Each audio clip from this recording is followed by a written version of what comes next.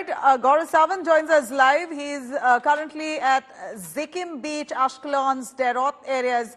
Gaurav, we know that in Sderot, there's been hectic activity, at least in the last few days. Many of the civilians have been evacuated to safer zones as Israel now prepares for a ground invasion along Gaza.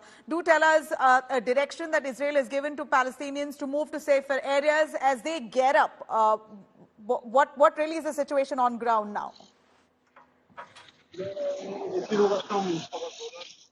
The situation, even in southern Israel, remains extremely grim, Nabila. Even as you and I speak, this entire area is being abandoned, is being evacuated, and it lies virtually abandoned. Whether it's Zikim Beach or Ashkelon or Sderot, these were very upscale neighborhoods in southern Israel. These were like major tourist destinations, and now they lie completely abandoned. Virtually not a soul in sight. As you can just look all around me, every house now empty, and thousands and thousands. So if 500,000 people plus have moved out of Gaza Strip and Gaza City, and Israel wants 1.1 million people to move southwards. In southern Israel, also this entire area is being vacated. The last of the cars now leaving this place because there is an apprehension. So there is a twofold threat.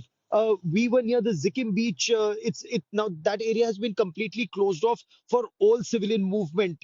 From the beach to 4 kilometers is just military zone. And why is it military zone? Because there's an apprehension that Hamas terrorists could use the sea route once again, or they could use paragliders and hand gliders to come in once again. And it's not to target civilians now because most of the civilians have moved out.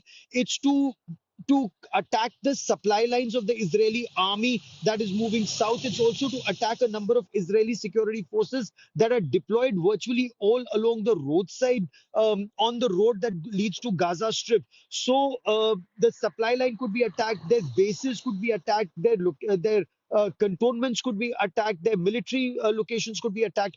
All of that becomes extremely vulnerable, and that is why this entire area is being vacated. That's point one. Point two, Zikim Beach, where we were just a short while back, and I've just sent out my report. It's being patrolled extensively. So where you'd watch sunbathers taking advantage of the sun, the sea, the sand, in this area right now, you have no sunbathers. You have men and women in camouflage fatigues with their weapons cocked. It's not even as if they're taking any chances. Armed to the teeth, three-tier defenses have been set up.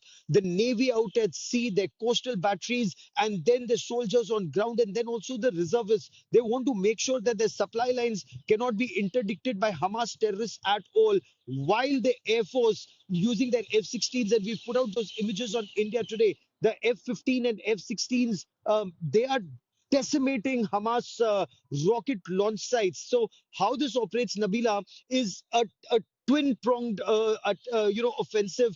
You have the Heron TPs. Herons are the long endurance unmanned aerial vehicles, endurance of up to 30 hours, 32 hours, 40 hours, depending on the mission.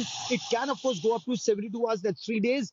And they light up the target. They send that laser designator, the laser beam to the target after loitering around in that area, specifying that this is where the Hamas terrorists could be. And then the fighter jets come in and using that laser, they bomb that building where the terrorists could be. So all of that is happening with military precision right now as Israel waits to launch the ground offensive. Nabila. Right. Well, the death toll on both sides at this point is only mounting, Gaurav. If you could give us a little understanding into many Gazans or Palestinians who have been asked to move from the north to the south area, but many of them have no fuel in their vehicles to move, no food, no water. Their loved ones are in hospitals who are being treated. They can't let go of them. Families are united to take care of their families who are injured. So this is really a direction given to Palestinians which they aren't able to live up or run for their life because the situation doesn't allow them to. You're absolutely right. Very, very troubling situation on ground zero on both sides of the border. But as the Israeli army says, one, we didn't ask for it. Hamas started it. Hamas massacred 1,400 innocent Israelis as they were enjoying a holiday.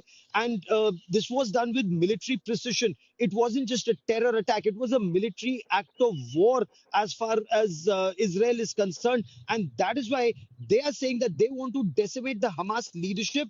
Hamas came and killed civilians in Israel. Israel is asking civilians to move to safer areas so that they can decimate Hamas, and Hamas is not letting civilians move. That is the Israeli perspective on the story, that Hamas is not letting civilians move.